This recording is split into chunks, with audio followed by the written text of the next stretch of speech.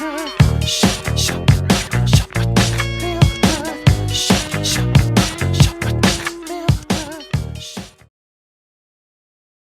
right, guys, we're back. This is the burning thoughts portion of the Green Teamers podcast, and we're gonna start it off with what we've been smoking on today. What have we been smoking on today? Today we have a king size joint. It's a blend. We threw some ice cream cake from Cannabis Cured mixed in with Jelly Sherbet from Tamasco Wellness in Hudson, Mass. Shout out to Tamasco Wellness. Right now, they actually got some good deals going. I got a 7 for $60.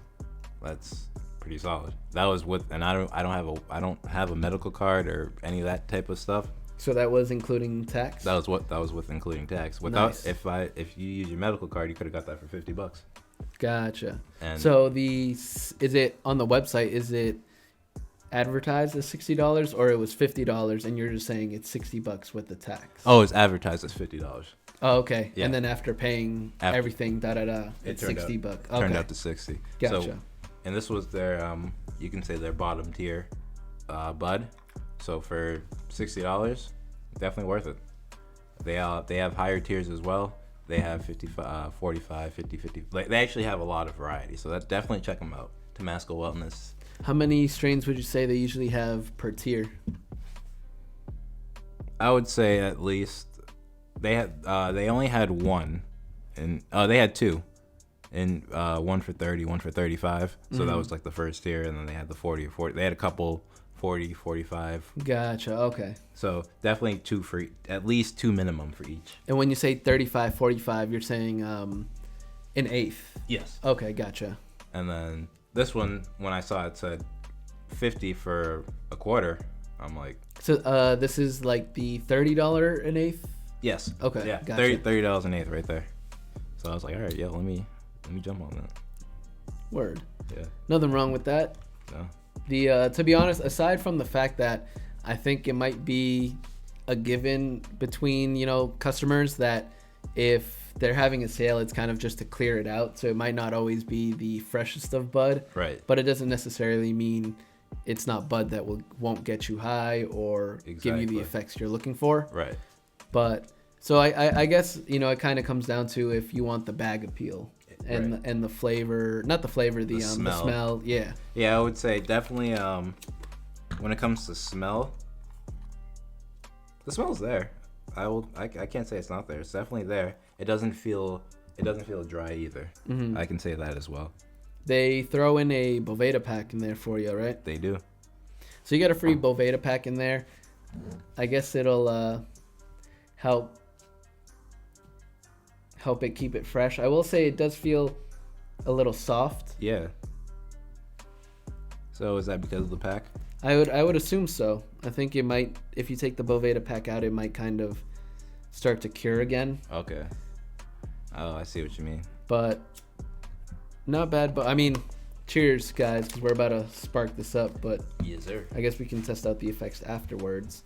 The ice cream cake that we blended with the, what was this? The Jelly Sherbet. Jelly Sherbet. So the ice cream cake that we mixed with the Jelly Sherbet is from Cannabis Cured up in Maine.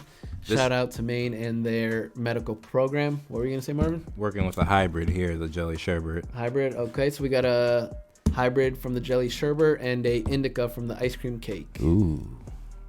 But again, shout out to Maine's medical program. They got some great nug for great prices. I think it still follows the whole tier system. So you pay more money, they will get you better quality. Pay less money, get less quality. But again, doesn't necessarily mean it won't get you high or do the job for you. Exactly. It's all about what you're looking for. What's your method of smoking? Your preference? Blunts? Preference is definitely joints. Joints? Yeah. Okay. I will say I've never been a piece kind of guy, like a bong or a bowl. No? No. Even throughout the years, like back in high school when we first started smoking, I've always been like a blunt and joint kind of guy. And through the years, it's kind of fluctuated. I started out with joints, but it went from joints to blunts to joints to blunts.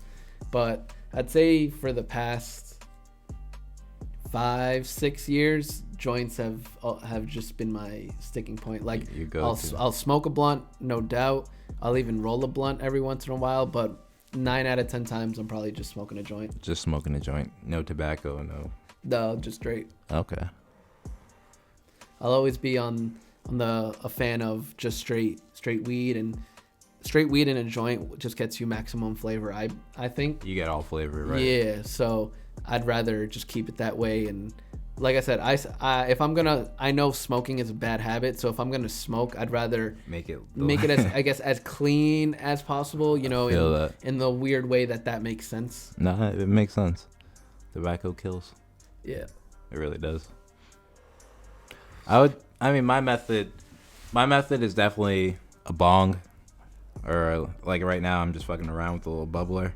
That's usually my go-to because I don't mind rolling a blunt. Mm-hmm. My thing is I'll roll the blunt and then it's sort of, now I'm in that sort of mode where I'm doing now. I'm sitting here smoking. It's in my hand, watching TV. It's in my hand. I'm smoking. Flipping to the next whatever. Like it's something to keep me busy, which I don't mind in some points. But when I'm trying to move and actually try to get shit going, it's easier for me to just rip the bong, get that high, that quick, just oh shit, damn, and then I'm good. Now I can go do something. Like be out the door type thing. Right. Whether I have to head out the door, or whether I have to go fucking do the dishes or start working on the podcast, it's like it's easier. I'm less likely to sit and just not do nothing. Off of a bong rip. Right. Gotcha. As opposed to be smoking a blunt, because I'm just gonna sit and chill. I will say there's always been this idea that just smoking out of a bong gets you higher just in general than smoking out of a bowl or a joint. I believe that. So the thing for me, like you're saying about just being able to take a quick hit, is because you can have a bigger bowl, so you can have a bigger bowl, is once you torch the whole thing and it's just take a big rip, you can exhale and be out the door, and as you're walking to your car, you're just gradually still getting higher and higher. Yeah, I love that feeling. Yes, it'll hit you like between like 30 seconds and 2 minutes, and then you get in the car and you're like, holy shit. hold up. Right. Now that we're just talking about our methods of smoking, is so I recently stumbled across this thread on Reddit. I believe it was trees. It's just a weed subreddit. Yeah. And they were talking about how no forms of smoking, no matter what it is, like whether you're smoking a joint of just weed or a cigarette, our lungs aren't made for smoke. So whether we're smoking a joint or a cigarette, we're still increasing our chances of getting lung cancer. Do you think that's true? I believe there's some fact to that, because I agree. Our lungs weren't built to intake smoke. So if we're sitting there smoking, whether it could just be a blunt, just nothing but weed, regardless, it could be a cigarette. It's just one accelerates it more than the other. I think, didn't Bob Marley die of lung cancer? Some shit? Or brain? I don't know. But I thought he died from like not wanting. I think he might have gotten stabbed or something, or had an infection, and he didn't want to get surgery for it because it was against his religion. Oh, so he just wrote it out and ended up passing. Could be that too. Honestly, I don't know. But I forget where I was going with that. Damn leaf. But oh yeah, that's right. But so I agree. There's some truth to it. If you're inhaling smoke, there's got to be some validity to it. I think, like I said, just one accelerates it more quicker than the other. Gotcha. So you're in a kind of pound for pound matchup. The joint itself, you're increasing your chances because you're inhaling smoke. Right. But at that point, it's just what's in the joint. So kind of what chemicals the grower used. So if like a grower did just straight organic, like the most organic, you're saying you're not going to increase your chances as much. You're increasing your chances just from the smoke, not so much the ingredients of it. Whereas the ingredients in a cigarette is nicotine, arsenic, all these other chemicals, so and that in itself. Whatever chemicals you get out of the raw paper as well, you're getting that. With the bong, the reason why it's more productive is because if you add water and ice to it, it filters. It's getting filtered out. So all you're getting is literally just the smoke. Gotcha. So that's why it's a clean. That's why when it comes to cleaner methods of smoking, that's usually the cleanest because it's getting completely filtered out. Gotcha. I see what you're saying then. Yeah. Also, after reading that in the subreddit, I kind of went into one. I was smoking, so I kind of went into one of those just thought loops of how I was like, damn, after almost 10 years of smoking, am I literally just slowly killing myself? And I'm like, then you just start thinking about it and getting paranoid, like, damn, I gotta stop smoking, and kind of giving my lungs a break because we've been like daily smokers for how long now, We're closing in on a decade now. Deadass. closing in on 10 years.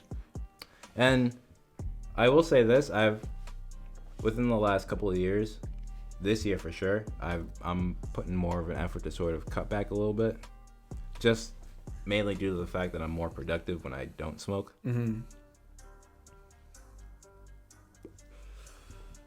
When was the last time you went on a tolerance break, and for how long?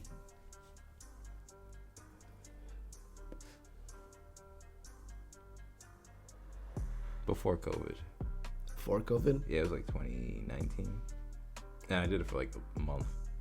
Yeah. Before COVID, it was for like a month. And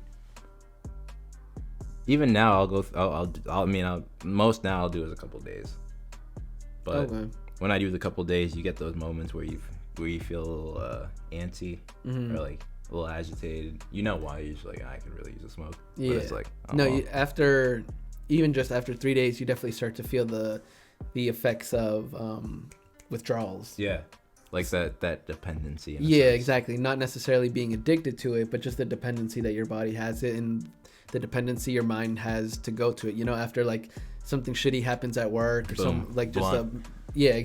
a bad customer. Blunt, like, oh, I'm smoking a blunt after work. I need a joint after work. That's it. Yeah. So it was just getting used to finding other ways to fill that void. Fill that void and just, for lack of a better meaning, just dealing with it. Yeah, that's exactly it. Like, I'm like, I know why I'm antsy. It's just, it is what it is. Yeah.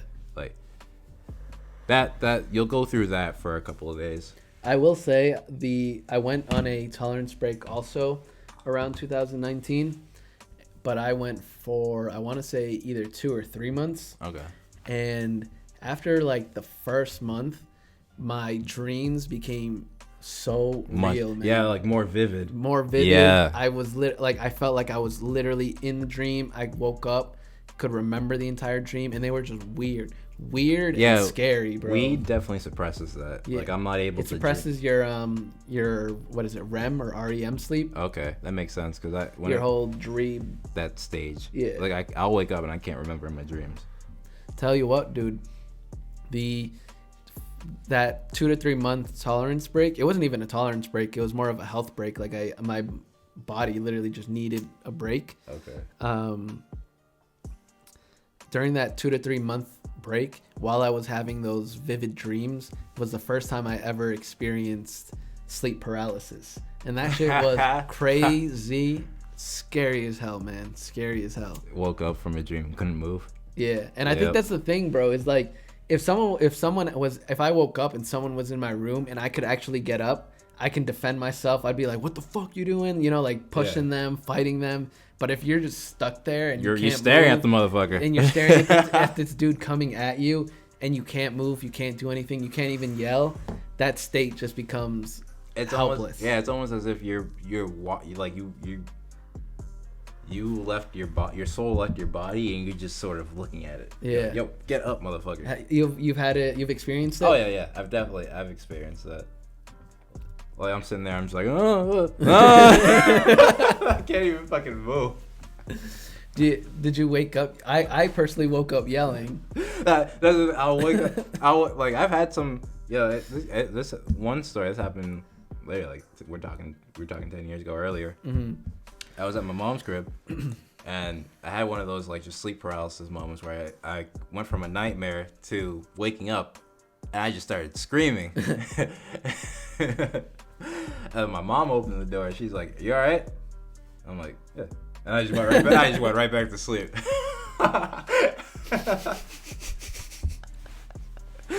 I know your mom closed the door and was like, "This fucking pothead, man. Like, this kid has to stop smoking." Like, what the fuck's wrong with him? No, at the time, she didn't know I smoked. Oh, okay. She didn't know at the time.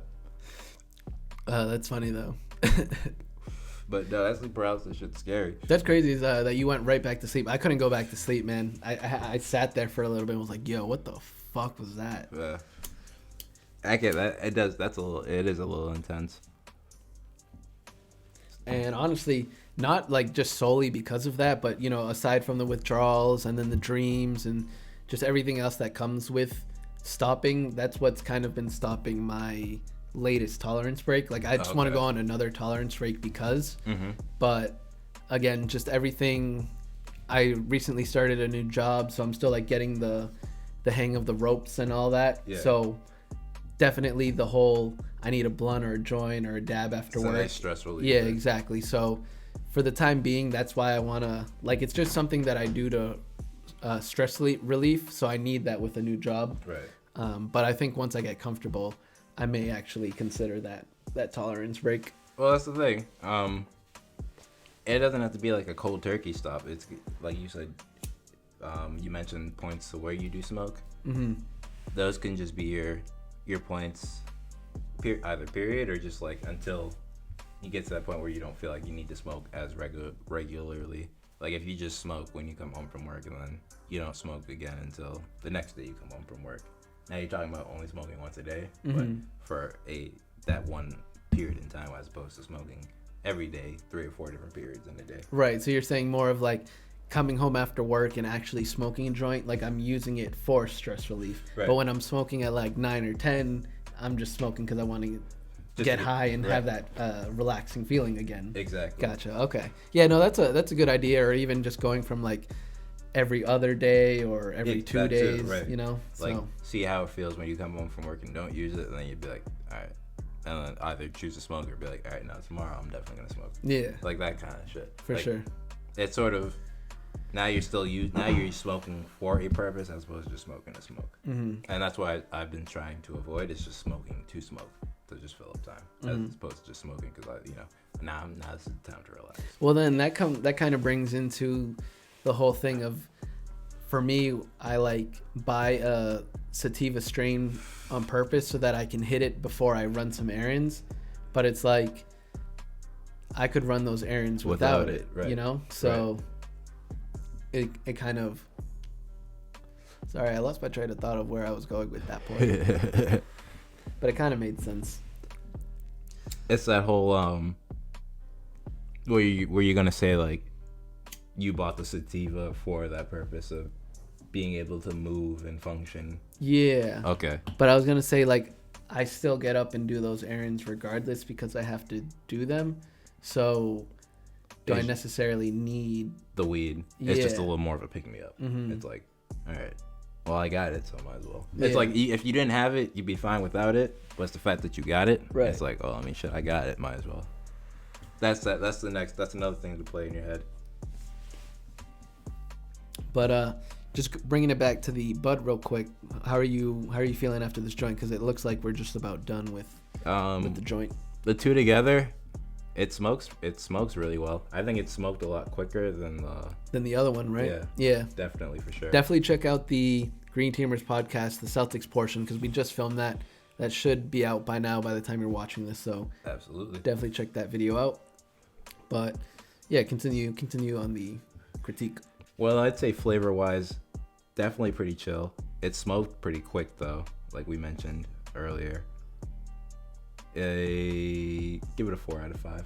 4 out of 5? How about out of 10? I feel like doing it out of 10 gives us a bigger room for... Out of 10, I'll give it a solid 8. Solid 8? Solid 8, yeah. Okay. I agree with you. As far as the taste, it wasn't anything crazy. No. Add something? it smoking fast might have something to do with the tears. Gotcha. It could. Like, it might have something to do with, I don't know if this, because this felt kind of soft, so like it was a little wet. Yeah. So I don't know if it's just kind of pulling. Burning a little quicker. It could be that as well. But the taste for me wasn't anything crazy. It tasted more like gasoline. Okay. Like a gas type strain. Yeah. But I will say the two combinations of the hybrid and the indica, I'm definitely feeling those exact, what's the word? Those exact blends. Yeah.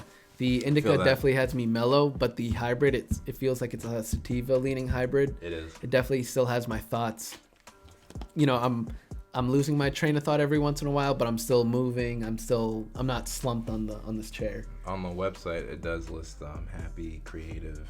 Gotcha. That type of, it's an uplifting type of bud. Gotcha. So I think that played well with the indica from the ice cream cake, because the ice cream cake wasn't like I said, a couch lock.